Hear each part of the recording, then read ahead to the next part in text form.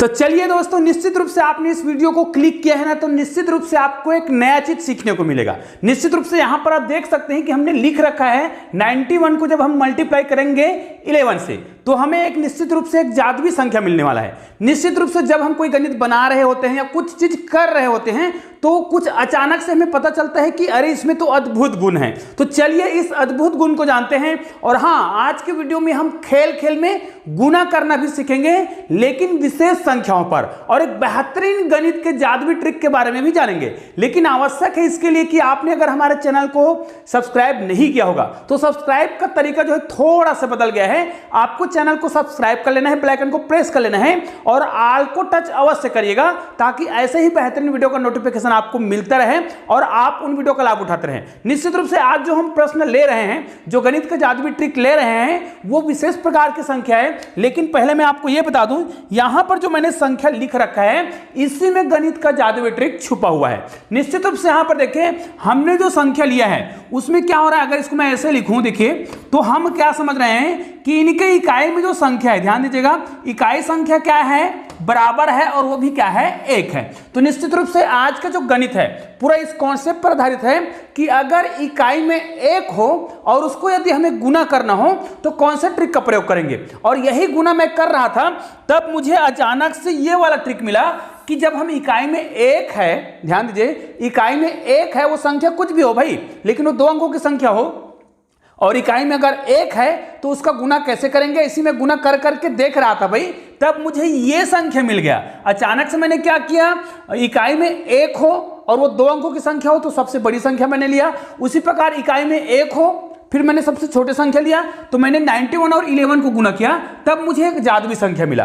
तो चलिए इन जादुई संख्या के बारे में जानते हैं। तो इस जादुई संख्या के बारे में जानने के लिए आपको वीडियो को पूरा देखना पड़ेगा। निश्चित रूप से चलो हम छोटी सी संख्या से प्रारंभ करते हैं। अगर हमें 21 को 31 से गुना करना हो, देखिए मैं केवल ये बता रहा हूं, अगर इकाई में 1 हो और दहाई का संख्या कुछ भी हो, गुना करना हो, तो हम क्या करेंगे। तो इसके लिए सिंपल से आपको काम करना होगा।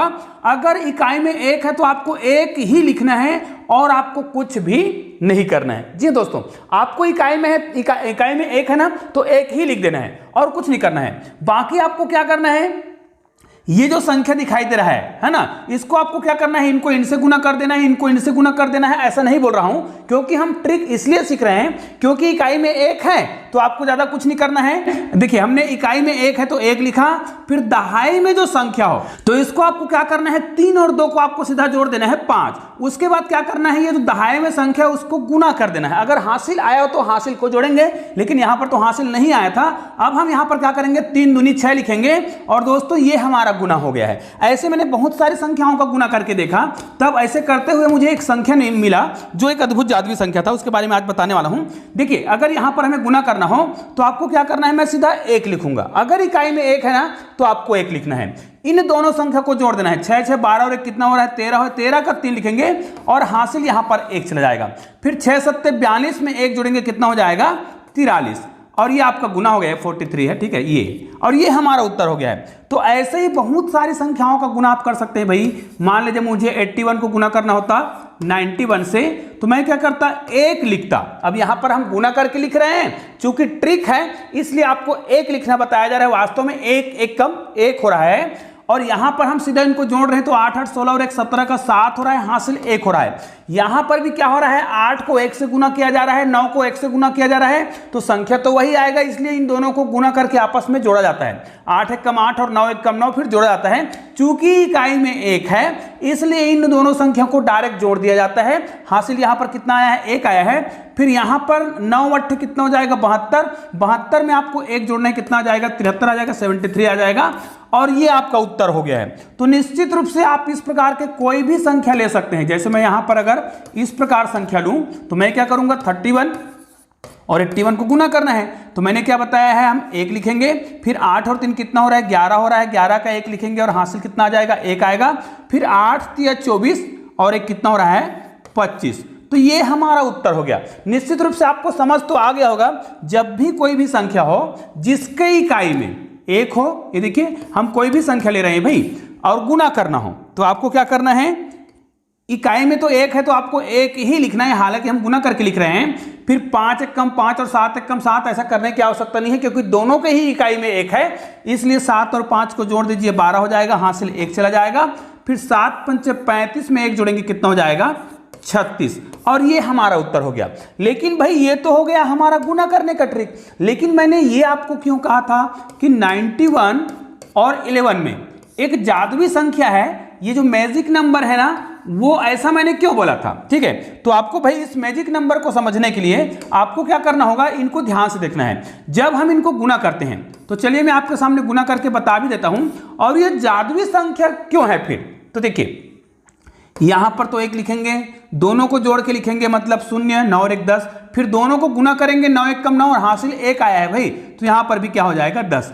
तो ये वो जादुई संख्या है जिसके बारे में हम चर्चा कर रहे थे। अब भाई ये जादुई संख्या क्यों है, तो मैं आपको बता रहा हूं कि ये जादुई संख्या क्यों है। ये जो संख्या आपको मिला है ना, ये जो 91 है 11 है, इनको यदि हम फिर से तोड़ें तो ये क्या होता है 13 गुणित 7 गुणित 11। और मैंने आपको कई बार बताया है कि ये एक स्पेशल नंबर होता है जिनको 13, 7 और 11 को यदि हम गुना करते हैं, है ना, ये बहुत ही अद्भुत संख्या होता है, और इनको गुना करने पर जो संख्या प्राप्त होता है वो ये है, और इसी में वो खासियत छुपा हुआ है।